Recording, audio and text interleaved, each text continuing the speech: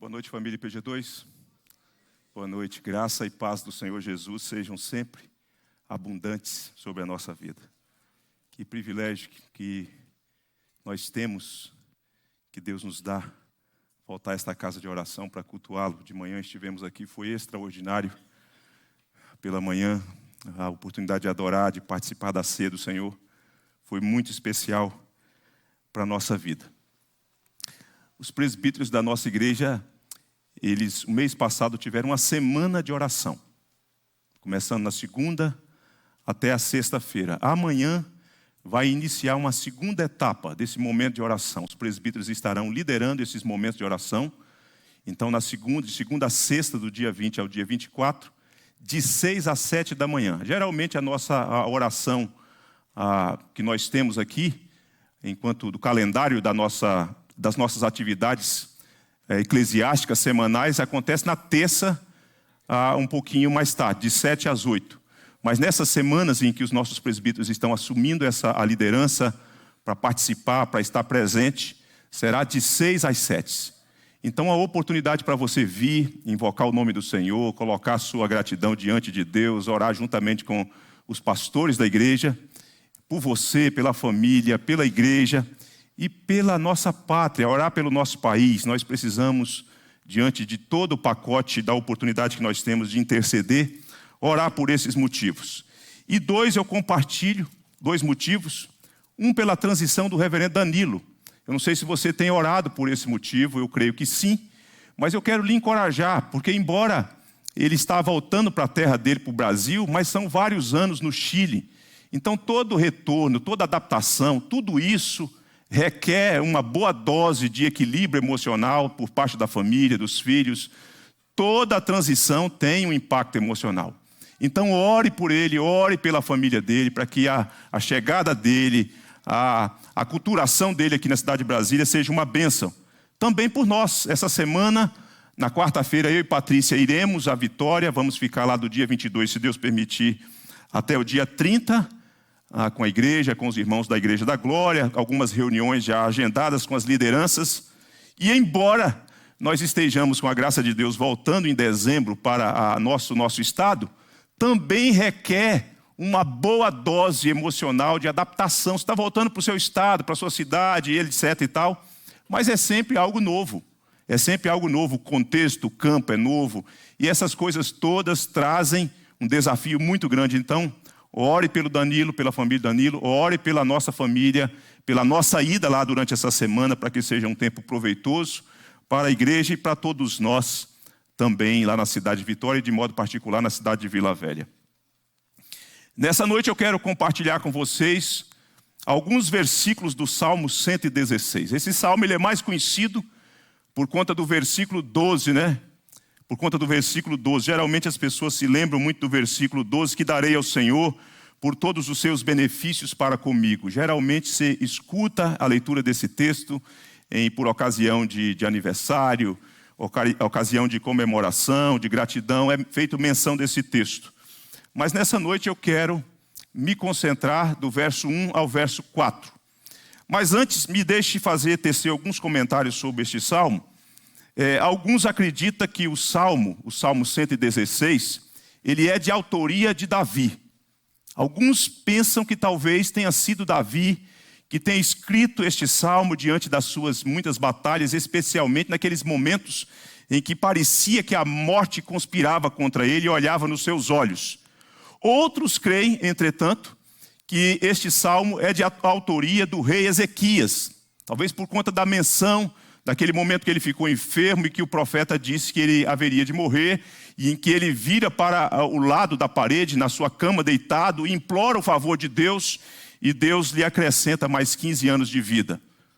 Outros, entretanto, acreditam que não é possível determinar a autoria do salmo. Tem vestígios que talvez alguns pensam, foi Davi, outros pensam que foi Ezequias, mas a grande maioria dos estudiosos chegam à conclusão de que não dá para fechar e dizer que a autoria é de Beltrano ou de Cicrano.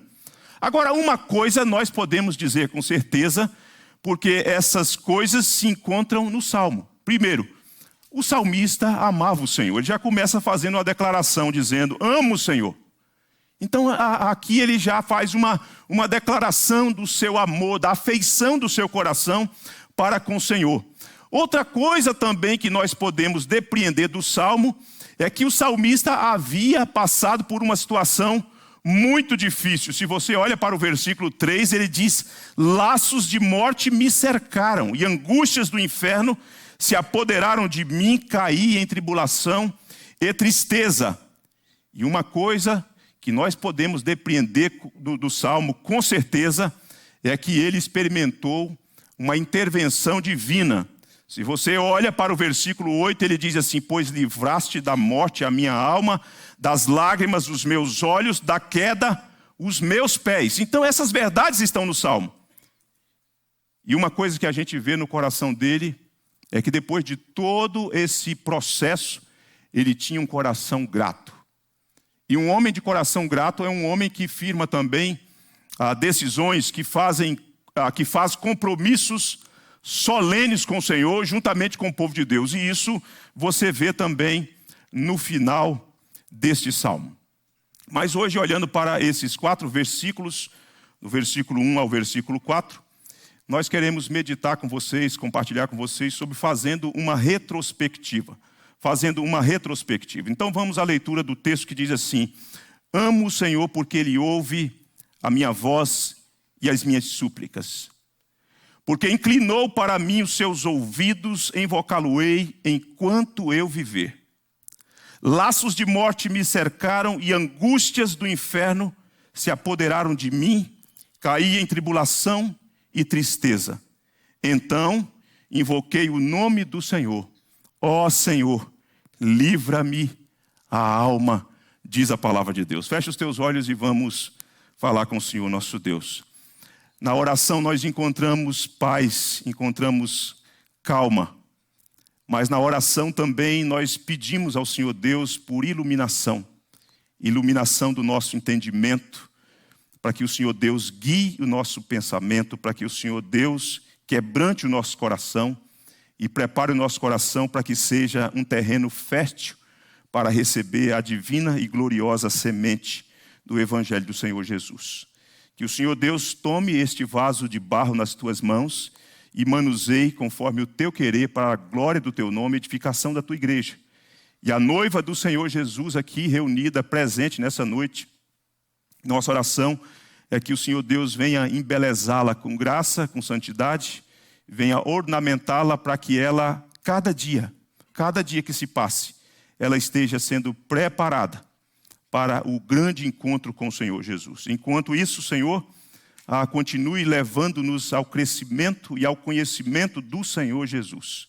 Fale conosco, exalta o teu Filho Jesus nessa noite, glorifique o teu nome aqui no meio da congregação, em nome do Senhor Jesus, nós te pedimos. Amém. Fazendo uma retrospectiva. O que é uma retrospectiva? Eu trouxe uma definição do que seja uma retrospectiva. Uma retrospectiva é um olhar para trás, um relato de eventos passados que pode ser usado para refletir sobre sucessos, falhas e aprendizados. Eu sei que você provavelmente já assistiu algumas das emissoras que nós temos, canais livres. No final do ano, dezembro, tem sempre um programa reservado para essa temática. Um canal específico chama de retrospectiva mesmo. E os outros dão outros nomes, mas a temática é a mesma. É rememorar o que se passou na política brasileira, o que se passou na nossa economia, na segurança pública, na educação, situações relacionadas à questão do mundo esportivo, superações, mas também muitas tragédias. E depois você vê que isso é expandido de modo global, de coisas que aconteceram no mundo. A gente vê muito isso.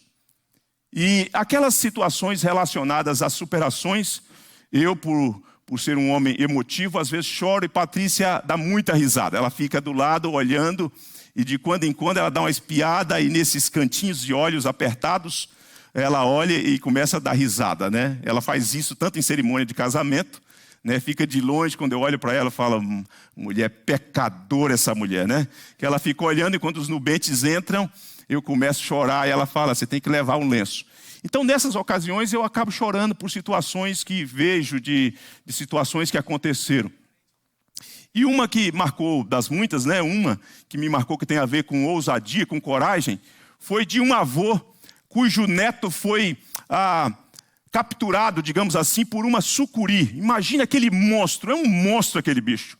E aquela sucuri enrolou-se no menino, e já partindo para aquele momento de esmagar o menino, porque ela vai apertando e vai esmagando, e aquele avô não titubeou, encarou a fera e atacou a sucuri e livrou o seu neto. Extraordinário, eu falei assim, que homem corajoso. Provavelmente alguns de nós, a não ser pelo ímpeto mesmo, o espírito de sobrevivência e de preservação de um ente querido, nós faríamos isso. Mas aquele velhinho realmente demonstrou muita galhardia, muita ousadia. Retrospectiva, isso passou em um desses canais que eu fiz menção. Agora veja só, o papel didático da retrospectiva. O papel didático de uma retrospectiva é muito importante. É muito importante do ponto de vista pessoal, coletivo, familiar. Mas do ponto de vista pessoal é muito importante fazer uma retrospectiva. E quando você faz uma retrospectiva de modo honesto, você aprende, mas também o outro aprende com você. Se você faz e tira conclusões boas, sábias, que foram importantes para a sua vida, e você, quando reparte isso com alguém, aquilo não é importante só para você, também é importante para o outro. E eu lhe pergunto, você costuma fazer isso? Fazer uma retrospectiva da sua vida? Do que se passou nos meses que já ficaram para trás? Você costuma fazer uma retrospectiva da sua vida, da sua família? Você teria condição de fazer uma retrospectiva agora? Se você tivesse que parar, você conseguiria fazer uma retrospectiva da sua condição? Eu mesmo poderia fazer uma retrospectiva agora mesmo, né, de coisas maravilhosas. Eu poderia enumerar aqui uma dúzia, dezenas de coisas boas que Deus tem feito em nosso favor. E poderia, juntamente, em paralelo, colocar também coisas difíceis pelas quais eu passei e que Deus, segundo a sua boa mão e a sua graça, me acudiu e me ajudou. Eu poderia enumerar acertos que tive, superações, erros e também quedas. Eu poderia mesclar essas coisas, essas experiências que aconteceram comigo, tanto do ponto de vista individual, quanto do ponto de vista familiar, e assim sucessivamente. Você teria condição de fazer uma retrospectiva da sua vida, de como está sendo, como foi, como que você avalia a sua vida e faz esse balancete da sua vida. É claro que é preciso muito cuidado ao fazer uma retrospectiva. Digo por quê? Pois fazer uma retrospectiva é voltar ao passado, é perigoso voltar ao passado. Às vezes, para algumas pessoas, e dependendo do evento que você vai visitar para trazer algum tipo de lição, pode acontecer que você fique preso lá.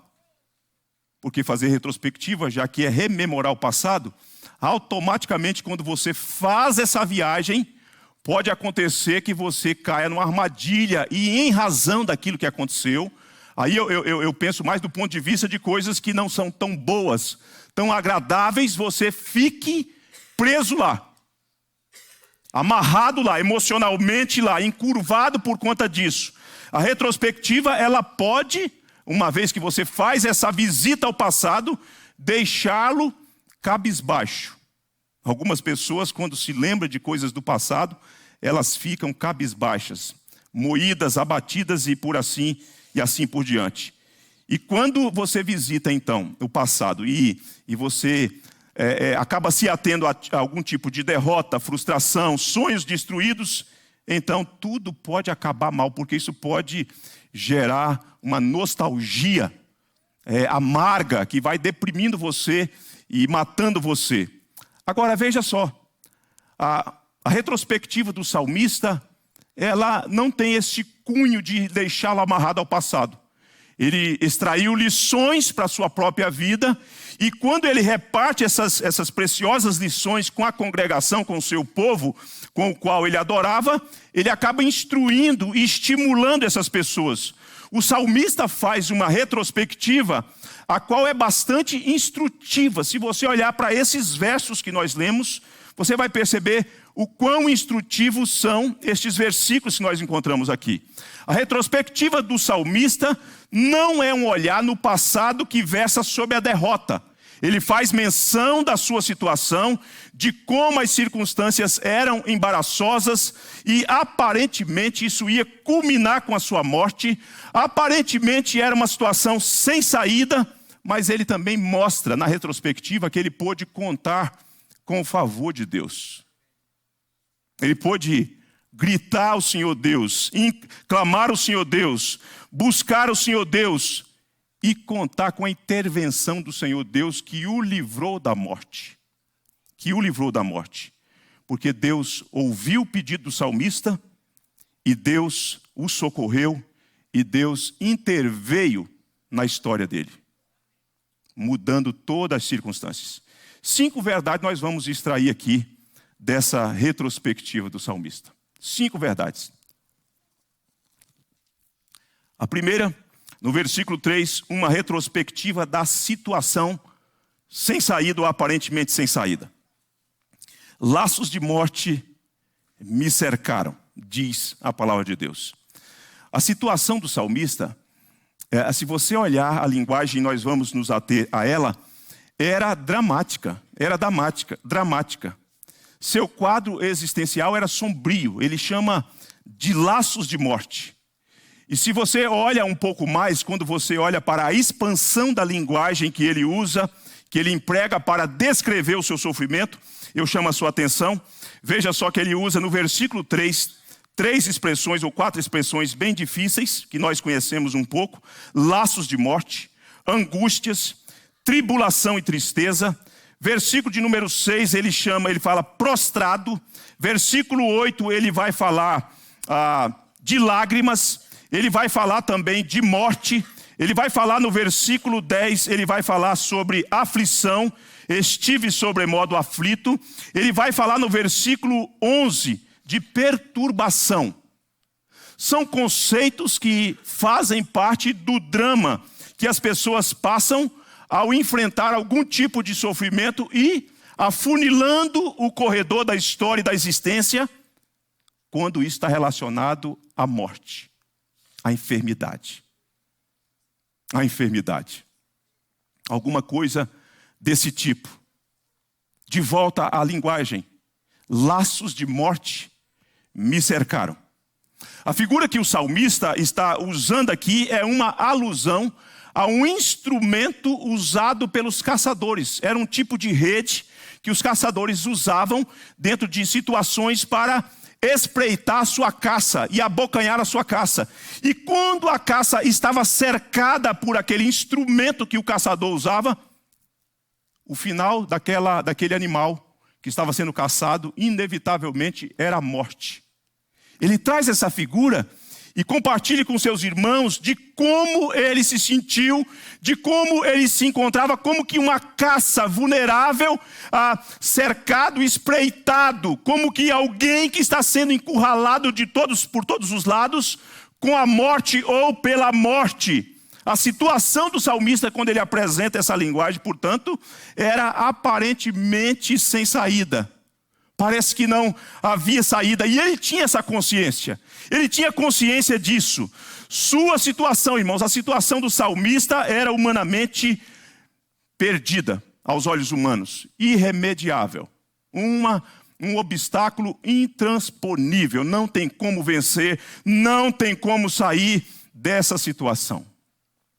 Que experiência. Ele está falando da sua retrospectiva.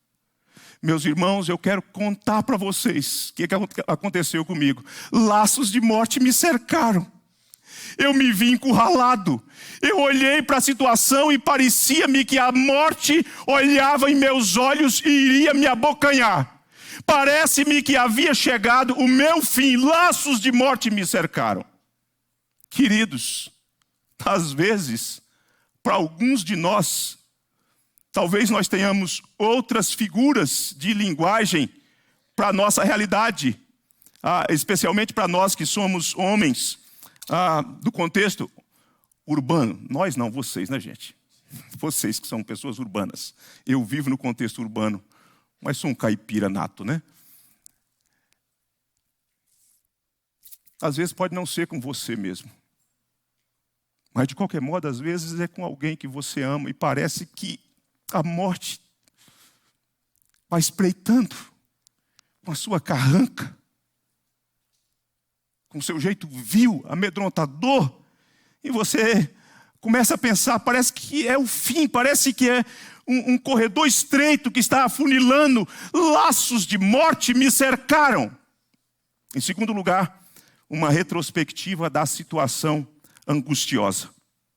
Ainda no versículo 3, ele diz: e angústias do inferno se apoderaram de mim.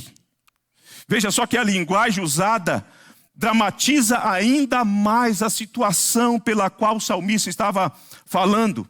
A palavra inferno aqui não é a mesma coisa que a penitenciária eterna, que é descrita no Novo Testamento, especialmente no Apocalipse, onde vai ser lançado o diabo, o falso profeta, a besta e todos aqueles que rejeitaram a oferta de salvação em Cristo Jesus. Eu chamo o inferno, à luz do Novo Testamento, de penitenciária eterna. De lá, quem cair lá dentro não sai mais.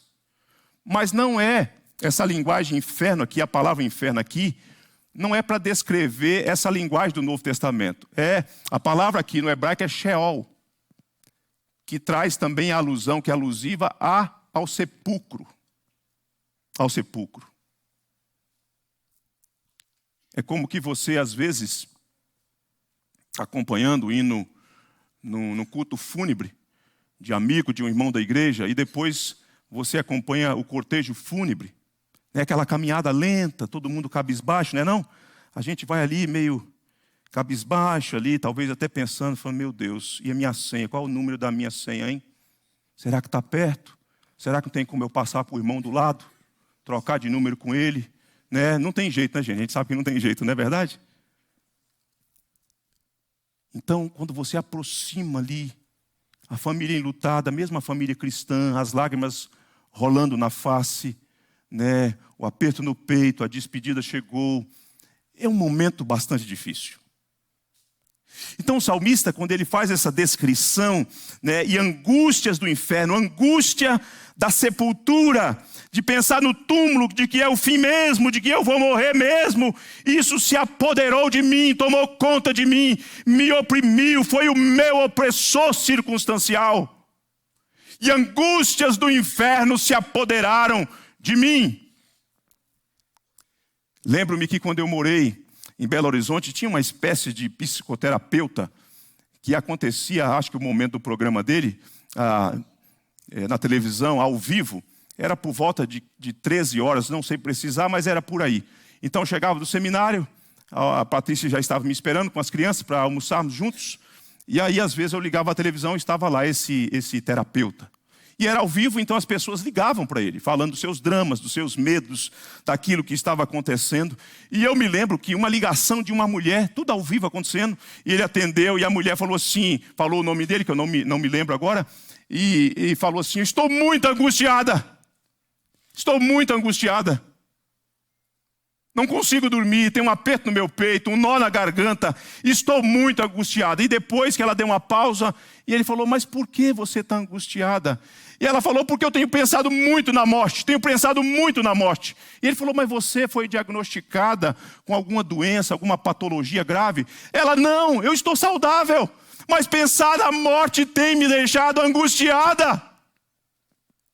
Ora, se uma pessoa que está saudável e pensar na morte fica desse jeito, angustiada e dominada, oprimida pela angústia, o que dizer de alguém que está com enfermidade grave, gravíssima? O que se passa no coração de uma pessoa que está com um diagnóstico gravíssimo, queridos? Noites compridas, insônia vem, angústia toma conta do coração da gente, que ora é mesclada com paz de Deus e ora é mesclada pelos dramas do coração que se processam em todos nós.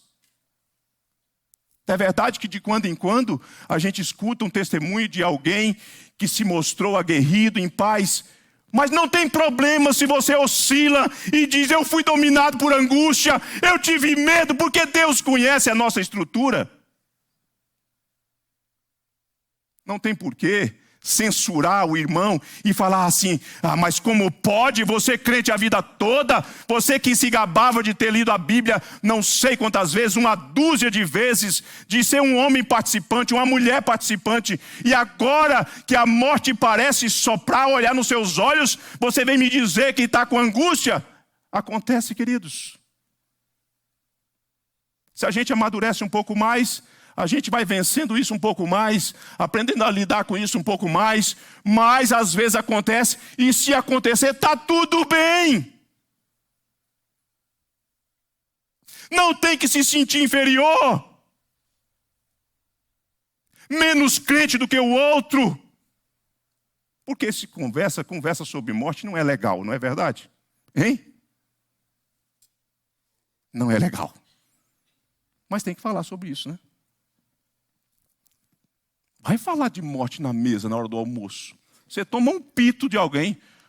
Que é isso, fulano? Na hora do almoço? Como se tivesse horário, né? Se bem que realmente dá uma digestão mesmo. Para muitos, pensar na morte é um verdadeiro tormento existencial. Não é fácil, não. O salmista está dizendo: laços de morte me cercaram e angústias do inferno se apoderaram de mim. Essa ideia de um peso, de uma carga sobre ele, que foi esmagando ele na sua estrutura, nas suas emoções. Terceiro, uma retrospectiva da situação psicológica. Ele vai dizer: caí em tribulação e tristeza. Laços de morte me cercaram, angústias do inferno se apoderaram de mim. Então é como se o salmista dissesse: então, caí em tribulação e tristeza. É aquela linguagem popular brasileira que nós usamos quando você pensa que a coisa está ruim. Pode ficar pior. Pode ficar pior. A linguagem anterior mostra o agravamento da situação. Ou a linguagem lida aqui, ou constatada no final, é como que mostrando o agravamento da situação emocional. É como se o salmista dissesse: diante disso, de estar cercado por esse laço de morte, essa armadilha, esse instrumento que espreita a gente, e de pensar que o fim da existência é a sepultura, eu fiquei assaltado, dominado pela angústia, e isso então agrava-se um pouco mais, então caí em tribulação e tristeza. Eu não tenho dúvida que se o camarada desse chegar num consultório de um psiquiatra, de um psicólogo, de alguém dessa área, depois, com poucas palavras, o camarada fala: rapaz, o seu quadro psicológico é de depressão. Doutor, não estou conseguindo dormir, não tenho força para levantar da cama, só quero ficar no escuro, não quero papo. Né? Pensa numa mulher num quadro depressivo: não quero papo com meu marido, eu amo meu marido, amo meus filhos, mas não quero vê-los, não quero conversa, só quero ficar isolada, ou vice-versa, o marido pensando assim, ou os filhos pensando assim, ou os pais pensando assim, enfim, as situações são múltiplas. Caí em tribulação e tristeza. Agora pensa você numa retrospectiva, se fosse só menção disso. Fulano, eu fui cercado por laço de morte, angústia do inferno se apoderar de mim, caí em tristeza e tribulação. Pensa se fosse só assim, uma retrospectiva só assim. Que sombrio, que deprimente, que esmagador, se ficássemos só aí. Nós concluiríamos que esse tipo de coisa deprime mesmo, machuca mesmo, deixa a gente num tipo de prisão emocional mesmo. Porque relembrar o fracasso só por fracasso enfraquece o espírito, além de soterrar o indivíduo vivo. Ficar lembrando só do fracasso como fracasso enfraquece o espírito e acaba soterrando você vivo. Você acaba sendo sepultado vivo. Numa situação assim, existencialmente, a pessoa morre. Porém, o salmista mostra o outro lado da moeda. não fica só nisso. A moeda tem outro lado. Porque durante as circunstâncias adversas, o salmista pôde contar com a benevolência do Senhor, a quem ele invocou e experimentou o livramento. Isso nos leva à quarta retrospectiva da benevolência do Senhor. Uma retrospectiva da benevolência do Senhor. Vejam o versículo 2, recuando um pouquinho. Porque inclinou para mim os seus ouvidos, invocá-lo-ei enquanto eu viver. É como se essa porta de dobradiça da porta, né? Faz um movimento para o passado e estimula a olhar para o futuro. Aconteceu isso porque Deus fez aquilo e por conta disso eu vou invocar a Deus enquanto eu viver. Agora, vamos pensar nessa ideia da benevolência de Deus com essa linguagem, porque inclinou para mim os seus ouvidos. Você deveria marcar, se você está com a Bíblia, um exemplar da Escritura em papel, a menos que você fale assim, não, eu não gosto, não posso riscar a Bíblia, não. Não é? Porque, né, não é verdade? Hoje o pastor falou aqui que, de manhã, que os avós dele, parentes dele, quando ganhou a Bíblia, né, o que o padre disse? Você não pode ler a Bíblia, não, porque senão você fica doido, né? Então, se riscar, então, aí eu não sei. Aí fica um negócio complicado. Mas eu acho que você deveria grifar isso aí. Porque o ato de Deus inclinar os ouvidos para ouvir a oração do salmista é algo extraordinário. Mexe comigo. Mexe comigo. Pensa em alguns atributos de quem Deus é. Quem aqui poderia citar em voz alta? Um atributo de Deus. Um de cada vez. Bondoso. Misericordioso. Hein? Onisciência. Mais o quê? Onipotência. Eterno, imutável. Gracioso, misericordioso. Compassivo, justo. Santo.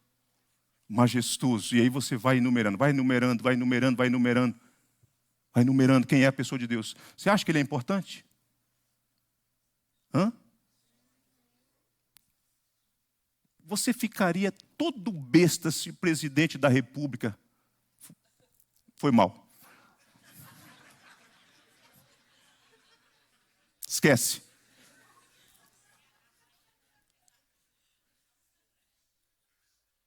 Você ficaria todo besta se alguém muito importante convidasse você para ir na casa dele, ele te ouvir. Eu fiquei todo besta quando o governador do estado do Espírito Santo convidou para eu tomar café na casa dele, na casa do governador.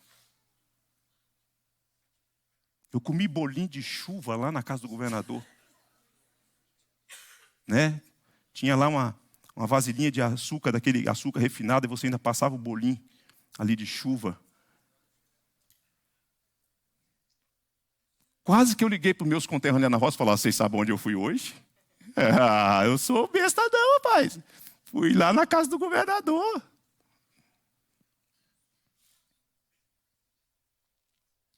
Eu creio que a verdade que nós estamos vendo aqui é uma verdade para ser muitíssimo apreciada por nós. Porque inclinou para mim os seus ouvidos. Quem é ele que inclinou para ouvir o salmista? Quem é esse ser que se inclina para ouvir a oração de alguém?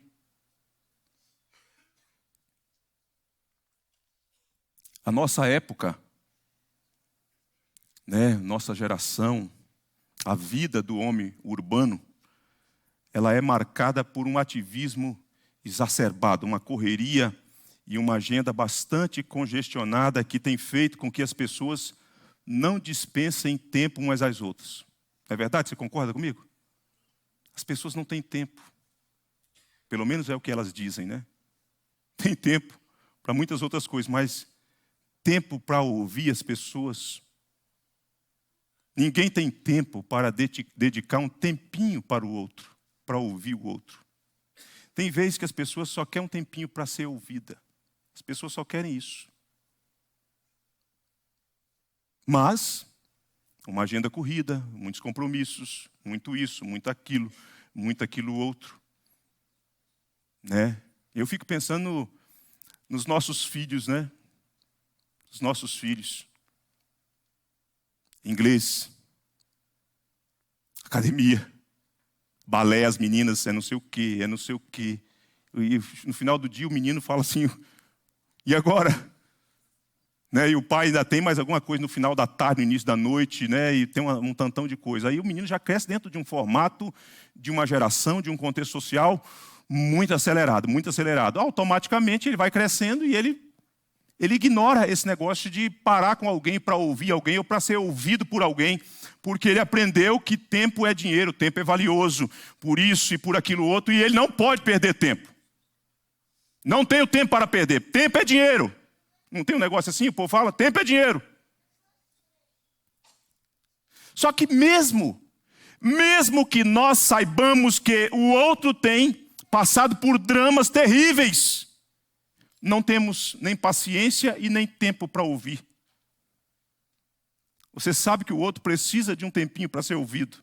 O drama que ele está passando, o peso que ele está carregando, o fardo é pesadíssimo, mas nós não podemos disponibilizar essas conchas acústicas para ouvir alguém que está cercado ou se sentindo cercada por alguma situação que se assemelha a laços de morte, por alguém que está sentindo o peso da angústia, por alguém que cai em tribulação e tristeza, que está definhando. Nós não temos tempo. E damos muitas razões e justificativas porque não temos tempo. Entretanto, meus irmãos, todavia, saiba que o Senhor é diferente. O Senhor é diferente. Deus se inclina para ouvir a nossa oração.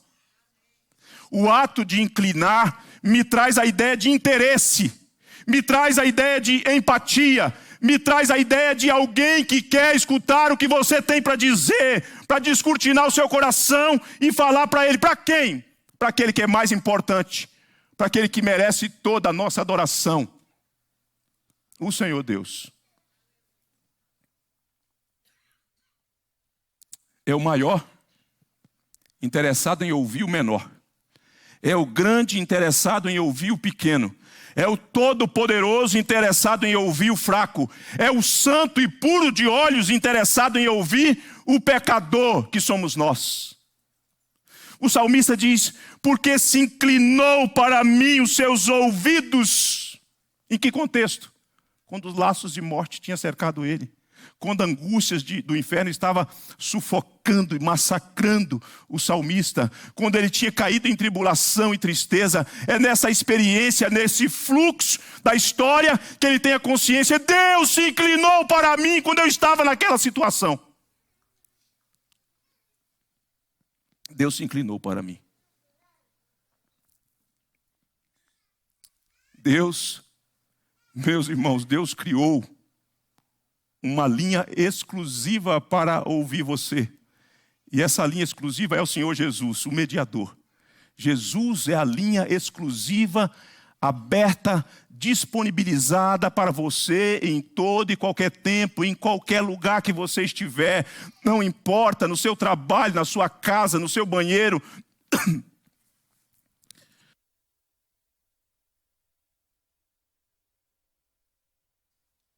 No seu carro, não corre o risco de perder sinal, não corre o risco de você ficar sem acessá-lo. Em todo momento o sinal está aberto para você, o meio está à sua disposição e o meio é Jesus. Pode chegar a Deus, Ele está com os ouvidos inclinados, Ele cria um caminho, um meio para você se chegar a Ele, se achegar a Ele, e esse meio é o próprio Filho dele, é Jesus. Se você veio aqui, se você está se sentindo encurralado, se você está se sentindo angustiado, se você está se sentindo amedrontado, se a tristeza está rondando o seu coração e talvez já até alojou-se no seu coração, se você caiu em tribulação e está se sentindo vazio, fraco, enfraquecido, pode acessar o Senhor Deus agora mesmo. Ele está com os ouvidos inclinados. Não bastasse isso, Deus manda um assistente, O assistente é o Espírito Santo, porque você e eu não sabemos orar como convém, e como a gente não sabe orar como convém, porque tantas vezes as nossas orações são poluídas, às vezes a gente pede uma cobra pensando que está pedindo um peixe, pede uma pedra pensando que está pedindo um pão. Então esse assistente vem, santifica a nossa oração, e pela mediação do meio que é Jesus, nós acessamos o trono da glória e da graça de Deus, aquele que está desejoso e interessado em ouvir essa oração. Talvez ninguém tenha tido tempo e paciência para te ouvir. E talvez você seja chato de ser ouvido também, como eu às vezes sou. Mas Deus não se importa com isso. As pessoas meneiam a cabeça às vezes, talvez quando a gente vai chegando, né? Pode ser, né? Que ela faz assim, ó. Ih, ó. Mas vai saindo de fininho, né? Se tem 3... junto com você, e 2 saem, então você sabe quem é o chato, né? É você. Não importa o que as pessoas queiram classificar você. Deus escuta você. Deus está interessado em você. Deus quer escutar você. Deus tem empatia por você por conta de Jesus.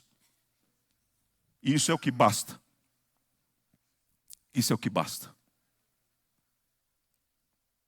Quinta, uma retrospectiva da expectativa atendida. Olha o versículo 4. Então, invoquei o Senhor.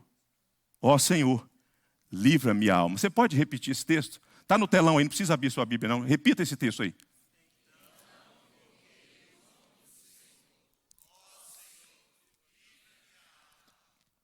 Quando foi que ele fez isso? Quando laços de morte tinham cercado o salmista, quando a angústia do inferno estava oprimindo, quando ele tinha caído em tribulação e tristeza. O salmista até agora, ele compartilhou sua retrospectiva sobre a sua situação, de como que ele se sentia. Agora o salmista vai compartilhar o que ele fez. O que ele fez? Ele invocou o nome do Senhor. Diante da situação, o salmista, ele poderia ter assumido duas atitudes, pelo menos. 2 atitudes, pelo menos. Ele poderia ter aceitado a situação passivamente. Ele poderia ter jogado a toalha e dizendo, não tem jeito mesmo. Não tem saída mesmo. É o fim da picada. Estou chegando no fim do túnel e o túnel está ficando cada vez mais escuro. É o Sheol que me aguarda, é a sepultura mesmo, não tem jeito. Só que não, ele tinha um recurso. Mas a primeira postura, ele poderia ter assumido essa postura. Tem muita gente que aceita. Tem muita gente que aceita. A gente tem que ser realista com os dramas da vida e como que a vida usa os seus pincéis e as suas cores para pintar aquilo que a gente está passando. Às vezes cores bem sombrias, bem densas. O médico às vezes tem que usar a expertise dele. Ele não pode trazer falsas esperanças. O médico às vezes chega e diz, olha, é isso, o quadro é esse. Claro que não nesse tom, né, gente? Só pregador que usa esse tom. Não é? Mas ele chega com aquele jeitinho dele e diz, e dá o recado. Não temos que aceitar, a gente tem que encarar e falar, o negócio é sombrio mesmo, mas eu tenho ainda um recurso. Um recurso que ninguém pode tirar de mim. Ninguém pode me silenciar. Ninguém pode me amordaçar. Eu tenho uma voz. Eu tenho um grito dentro da minha alma. De alguém que espera ouvir as minhas orações, as minhas intercessões, as minhas lágrimas, as minhas queixas inclusive. E ao invés de jogar a toalha, eu resolvo invocar o meu Deus. E foi o que ele fez. Ele invocou o Senhor, nosso Deus. O que a gente vê nesse texto é que é a junção de coisas que vão meio que atrelando umas às outras e resultando na oração. Primeiro, é a consciência da própria situação. Ele tem consciência disso. Eu tenho consciência, eu tinha consciência, ele dizendo, eu tinha consciência da minha real situação. Mas a minha consciência atrelada à compreensão da benevolência de Deus, do Deus que se inclina para ouvir a minha oração, resultou em expectativa. Gerou expectativa no meu coração. E essa expectativa que resulta no coração, irmãos, ela ganha força quando você tem referencial de quem é Deus na história, do que Deus fez na história. Você precisa encontrar os padrões das ações de Deus na história, para que isso seja um combustível para orar e suplicar a Deus mediante as circunstâncias adversas. Quando o Senhor restaurou a sorte de Sião, ficamos quem sonha. Então a nossa boca se encheu de riso e a nossa língua de júbilo. Então entre as nações se dizia: grandes coisas fez o Senhor por eles, ou por nós. Por isso estamos... O que ele está fazendo? Visitando o passado. Mas de repente você chega no versículo 4 e ele fala o quê? Restaura, Senhor, a nossa sorte como as torrentes no Negueb. O que é isso? O que é que faz alguém chegar no momento e fazer um diagnóstico? Minha vida não está bem. Eu já não sou mais um crente como eu fui. O entusiasmo se esvaiu, o fervor já não existe mais, a alegria na adoração não está presente. Eu começo a encontrar defeito em tudo, em todos. Eu vou na igreja e parece que o louvor está ruim, a pregação está pior ainda, o banco é desconfortável, o ar-condicionado não funciona, está uma porcaria. Desculpa o linguajar. Só que quando ele faz o diagnóstico, ele tem referencial, ele fala: restaura, Senhor, a minha sorte. Ele tem referencial, ele tem um padrão de alguém que atuou lá atrás, que restaurou lá atrás. É por isso que quando o salmista ora, ele não ora assim, soltando a palavras, deixando palavras ao léu, deixando palavras circulando de modo abstrato. Não, ele ora ao Senhor Deus, porque no seu coração existe uma fé, existe um conhecimento de quem é Deus e de intervenções de Deus na história. Deus já agiu assim, se agiu assim, quem sabe ele resolve agir também em meu favor agora. Porque eu vejo que eu não tenho condição de alterar a minha própria história e nem a história e a situação de quem está ao meu lado ou à minha volta. A atitude do salmista é permeada de fé e oração, de confiança e invocação. O salmista, irmãos, ele é um recipiente vazio. Se você continua lendo o Salmo, ele vai fazer a pergunta: que darei ao Senhor por todos os seus benefícios para comigo? Ele é um recipiente vazio. Todavia, ele é um ser suplicante. Eu sou um ser suplicante. Eu posso invocar o nome do Senhor. Então eu invoquei o nome do Senhor. Ó Senhor, livra-me a minha alma. Tem momento que dá tempo da gente fazer uma oração mais esticada, né? Não é verdade? Tem momento que a gente tem um repertório de vocabulário, de uma oração mais esticada. E a gente começa lá no Gênesis: Deus Criador, Deus dos patriarcas, de Abraão, de Isaac e Jacó. Deus que redimiu o povo do cativeiro do Egito. Deus que fez isso, Deus que fez aquilo. Deus dos profetas, Deus de Davi, Deus dos reis, Deus disso, Deus daquilo outro. Mas tem momento que falta, que a oração é pequena mesmo. Mas não é o tamanho da oração que é eficaz. É o objeto da oração. É a quem a oração é dirigida que é eficaz. É como que ela foi se processando no coração. Ela foi fruto de uma fé em Deus. Porque se foi, não importa se ela é mais esticada, se ela é mais curta, se às vezes a gente nem consegue balbuciar as palavras, nem coordenar de modo lógico. O importante é que numa hora como essa, é importante abrir os lábios e dizer: salva-me, Senhor! Salva-me, Senhor! Pense no apóstolo Pedro, quando o Senhor Jesus apareceu de madrugada e eles viram o Senhor Jesus caminhando sobre as águas do mar, e eles pensam: é um fantasma, e Jesus diz: não é um fantasma, sou eu, não tem mais. E aí Pedro faz o pedido e fala com Jesus, e ele começa a andar sobre as águas, e depois ele repara no barulho do vento, nas circunstâncias que o cerca e o amedronta, e de repente, quando ele tira os olhos de Jesus, ele começa a ser engolido pelas águas. Pense se Pedro fosse fazer uma oração longa, uma doxologia: tu, soberano Deus, criador dos céus, da terra. Não, salva-me, Senhor, disse ele. E o Senhor Jesus esticou a mão e o ergueu e colocou são e salvo.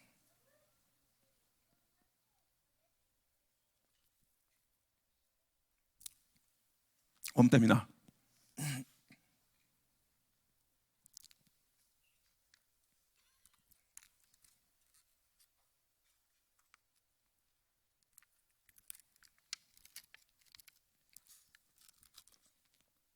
Três coisas para terminar. Primeiro, o cristão também fica angustiado em face da morte. Fica. Fica sim. A gente pode até esconder um pouco mais dentro do coração, mas a gente fica.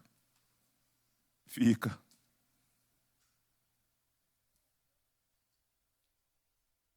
É claro que quando a gente vai num velório de um crente, você geralmente vê o povo com o coração mais quieto, né? A alma sossegada. Mas isso não significa que no processo dos dramas da vida, em que a morte olha nos olhos, não significa que a gente não fica angustiado. A gente fica. Fica. Nosso Redentor, quando ele caminhou com altruísmo para o Getsêmani, ele levou 3 discípulos para orarem com ele, para estarem com ele, vigiarem com ele. E quando ele dobra os joelhos, ele ficou angustiado. E ele disse ao pai que estava angustiado: minha alma está angustiada. Antes de chegar no Getsêmani, ele chegou a dizer: minha alma está angustiada, e o que direi? Salva-me desta hora. Não, mas para esta hora que eu vim, disse ele, lá em João capítulo 12. Ele experimentou angústia porque ele sabia que além da morte, o tipo de morte que ele haveria de experimentar, ele haveria também de experimentar o abandono do Pai. Então é a junção. Quando ele está no Getsêmani, que ele fala que está angustiado, que ele debruça-se de joelhos e clama: se possível, passe de mim esse cálice. Ele está vendo a aproximação desses eventos, da humilhação que ele haveria de enfrentar, culminando com a morte que ele haveria de passar no Calvário. Ele ficou angustiado. Ele ficou angustiado. Crente fica angustiado. E não tem problema nenhum. Às vezes a gente fica querendo medir o grau de espiritualidade do outro. Se o outro não se portou emocionalmente como eu acho que ele deveria se portar, então talvez ele não seja tão isso ou tão aquilo. Para com isso. Deus é quem conhece o coração dele ou dela. Deus é quem doou a fé. E às vezes é nos processos que a gente vai ficando mais calmo, mais sereno. Segundo, nosso Deus, nosso Senhor e Deus e Pai do nosso Senhor Jesus, criou uma linha para você acessá-lo. Um meio, um canal aberto, exclusivo para você, Jesus. Quando você enfrentar os dramas da vida, ou se você souber de alguém que está enfrentando, compartilhe isso com ela. Fala assim: olha, existe um meio. Existe o Deus Todo-Poderoso, Criador dos céus e da terra, que se inclina para ouvir. Você já contou para Ele? Vamos contar a Ele, vamos falar com Ele o que você está passando, do que você está precisando, vamos orar. E além disso, Ele mandou um assistente, o outro Consolador. Ele habita em nós, Ele está conosco, Ele nos anima, Ele nos recorda dessas coisas quando nós parece que estamos passando por um tipo de apagão. Ele vem para nos ajudar e a orar de modo como convém. Terceiro, talvez você apenas pense na morte física. Quem sabe você veio aqui nessa noite, ou quem sabe você já vem aqui há anos, há vários domingos, meses, e você só pensa nessa dimensão da angústia quando você pensa na morte física. Mas existe um outro tipo de morte que deveria te causar pavor. Esse tipo de morte deveria causar insônia em você. A morte eterna. O banimento da presença de Deus para sempre. Esse tipo de coisa deveria preocupar você. Não minimizo a situação do drama e da angústia provocado pelo fato de pensarmos na morte física, mas existe um outro tipo de morte que Jesus chamou de morte eterna. Os apóstolos ensinaram sobre ela. Ela consta no Novo Testamento, que é a banição para sempre da presença de Deus. Nunca mais haverá oportunidade de uma pessoa que ignora, que desperdiça as oportunidades do Evangelho, de se achegar a Deus, de agarrar-se ao Senhor Jesus e ao que o Senhor Jesus realizou na cruz. Esse tipo de coisa deveria deixar você esmagado pela angústia. Porém, você precisa saber que existe um outro jeito de encarar isso. Você precisa saber que você pode viver sem o pavor da morte eterna, de todos os tipos de morte, e sobretudo da morte eterna. Porque está escrito: todo aquele que nele crê não será confundido. Porque está escrito: todo aquele que invocar o nome do Senhor será salvo. Então invoquei o Senhor: ó Senhor, livra-me a alma. Você pode implorar agora mesmo o Senhor e falar: Senhor, salva-me da morte eterna. Livra-me da morte eterna. Esconda-me no Senhor Jesus. Que eu tenha abrigo seguro no Senhor Jesus. E se você fizer isso, pela fé, Deus estenderá a você a destra da acolhida e da comunhão, dizendo: vinde, adentre ao refúgio do meu filho e permaneça nele até que ele volte. Que o Senhor Jesus te abençoe.